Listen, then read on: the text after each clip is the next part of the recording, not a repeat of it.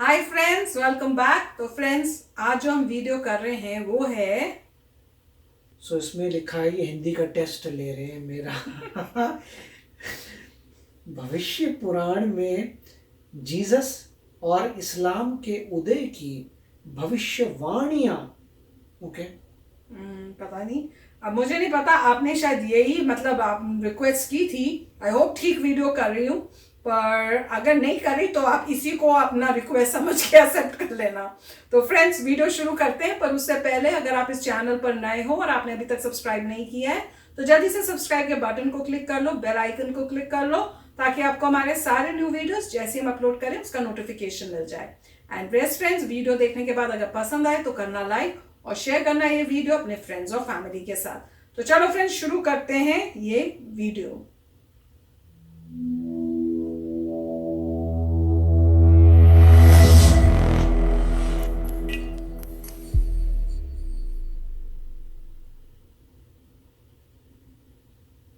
दोस्तों, भारतीय संस्कृति में ज्ञान के परम स्रोत वेद हैं। वेद अनादि और अपौरुषीय हैं, जिन्हें जगत पिता ब्रह्मा द्वारा रचा गया था। किंतु वेद की भाषा और मर्म को पुराणों के बगैर समझ पाना नामुमकिन है। दोस्तों, ये पुराण भारतीय ज्ञान विज्ञान परंपरा और महानतम संस्कृति के सबसे महत्वपूर्ण स्रोत हैं। महर्षि वेद व्यास ने जनमानस के कल्याणार्थ हेतु ब्रह्मा द्वारा मौलिक रूप से रचित पुराणों का पुनर्लेखन और संपादन किया और इसके श्लोकों की संख्या 100 करोड़ से घटाकर 4 लाख तक सीमित कर दिया। दोस्तों, महर्षि वेद व्यास जी द्वारा रचित 18 पुराणों में से एक पुराण है भविष्य पुराण। यह पुराण अन्य सभी पुराणों से सर्वथा भिन्न है। दोस्तों, भविष्य पुराण में ढेर सारी ऐसी बातें और भविष्यवाणियां लिखी गई है जो चमत्कारिक रूप से सटीक बैठती है। साथ ही यह पुराणों की हमारी सामान्य व्याख्या पर सवाल भी खड़े करता है। दोस्तों, इस पुराण में वैदिक काल की संस्कृति और सामाजिक व्यवस्था का वर्णन मिलता है। दोस्तों, भविष्य पुराण के माध्यम पर में भारतीय संस्कार, तत्कालीन सामाजिक व्यवस्था, शिक्षा प्रणाली पर विस्तार से प्रकाश डाला गया है। वस्तुतः भविष्य पुराण सौर प्रधान ग्रंथ है। दोस्तों, सूर्य उपासना एवं उसके महत्व का जैसा वर्णन भविष्य पुराण में आता है वैसा और कहीं नहीं है। पंच देवों में परिगणित सूर्य की महिमा, उनके स्वरूप, परिवार, उपासना पद्धति आदि का बहुत विचित्र वर्णन भविष्य पुराण में किया गया है। इस पावन पुराण में श्रवण करने योग्य बहुत सी अद्भुत कथाएं, वेदों एवं पुराणों की उत्पत्ति, काल गणना, युगों का विभाजन, 16 संस्कार, गायत्री जाप का महत्व, गुरु महिमा, यज्ञ कुंडों का वर्णन, मंदिर निर्माण आदि विषयों का विस्तार पूर्वक वर्णन किया गया है।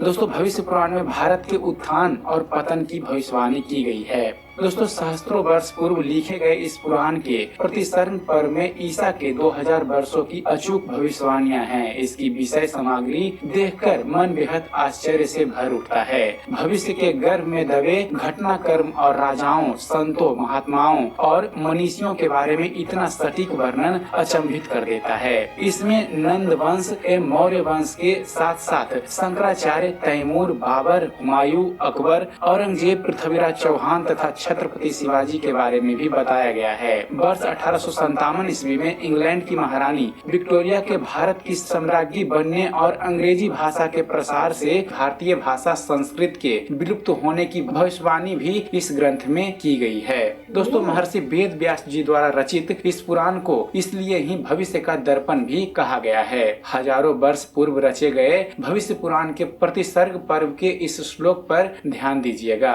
अवश्य ही आप इसकी सटीकता पर मुग्ध हो जाएंगे।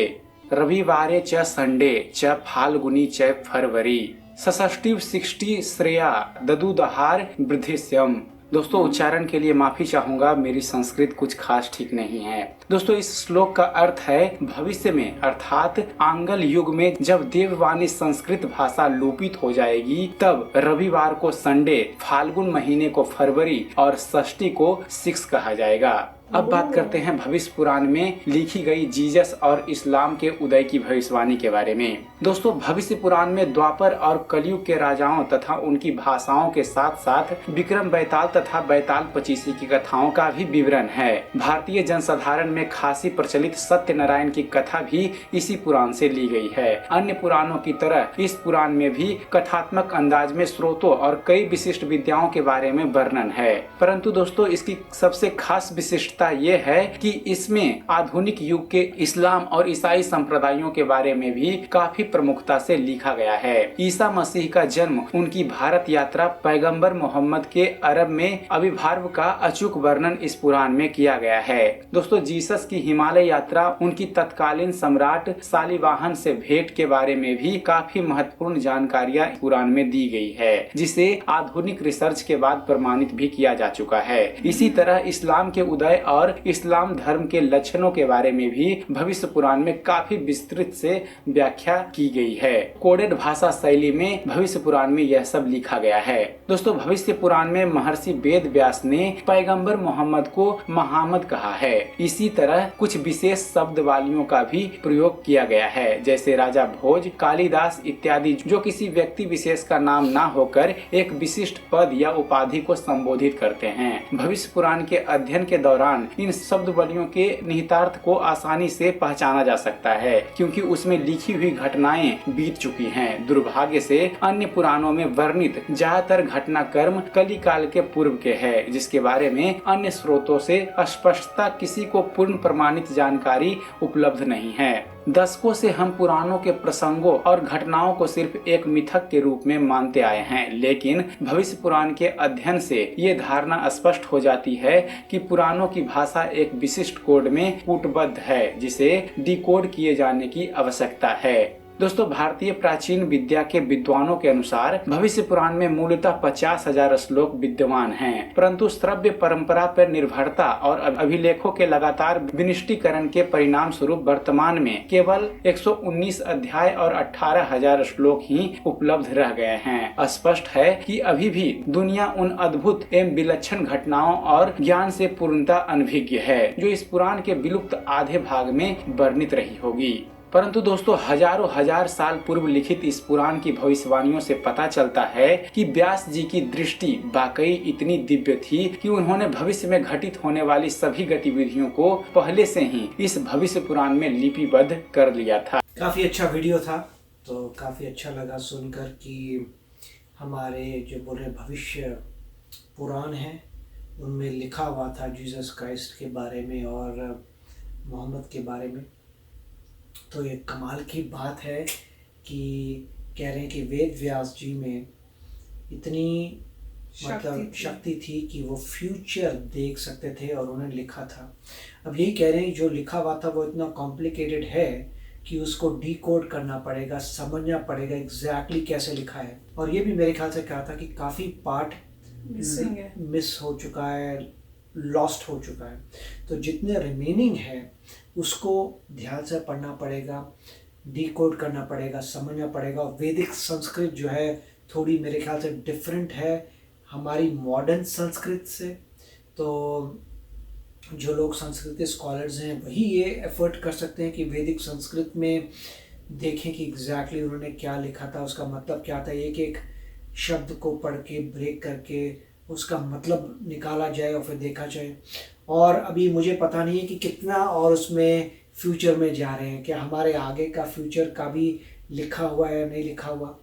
और दुख की बात ये थी कि ये फोरकास्ट किया गया था कि संस्कृत जो है जैसे बोल रहे हैं डूब जाएगी या चली जाएगी। इससे बड़ा दुख हुआ सुन के कि उसी वक्त फोरकास्ट भी किया गया था कि एक दिन संस्कृत खत्म हो जाएगी, जिस तरीके से आज ऑलमोस्ट ख़त्म हो चुकी है। कोई बोलता नहीं है, घर में रिचुअल्स कराते हैं तो फिर बोली जाती है, मगर अगर वो गलत भी बोल रहे हैं तो आपको क्या पता चलेगा।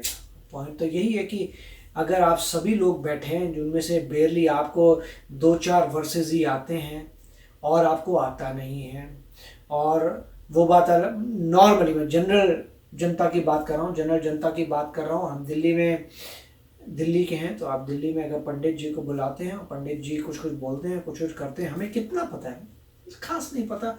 हमारे जो फादर हैं, ग्रैंड फादर हैं, उनको ज़्यादा पता था हमसे। तो वो अगर पंडित जी कुछ संस्कृत में बोल रहे हैं तो वो भी बोलना शुरू कर देते थे, तो उससे कंफर्म होता था कि ये दोनों सेम ही बोल रहे हैं। इसका मतलब पंडित जी ठीक ही बोल रहे हैं। और दादाजी भी, हमारे दादाजी तो है नहीं, मगर जब वो थे तो इतना था कि ये गारंटी थी कि अगर पंडित जी कुछ घपला करेंगे तो दादाजी पकड़ लेंगे।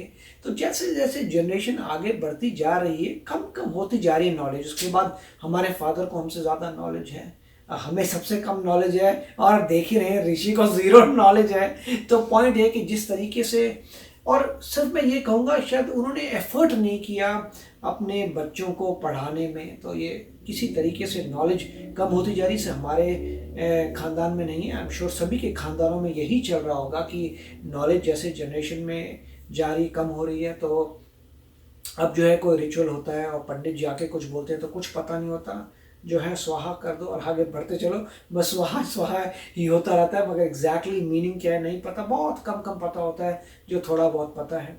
तो उसी तरीके से दुख की बात है कि पहले फोरकास्ट हो चुका था, पहले भविष्यवाणी हो चुकी थी कि संस्कृत खत्म होगी, मगर ये मैं डेफिनेटली अगर कोई डीकोड करे, बड़े बड़े जो संस्कृत के इंस्टीट्यूट्स हैं उनको फिर दम लगाना चाहिए और डीबग करना चाहिए, डीकोड करके देखना चाहिए कि और किन चीज़ों की भविष्यवाणी हुई है।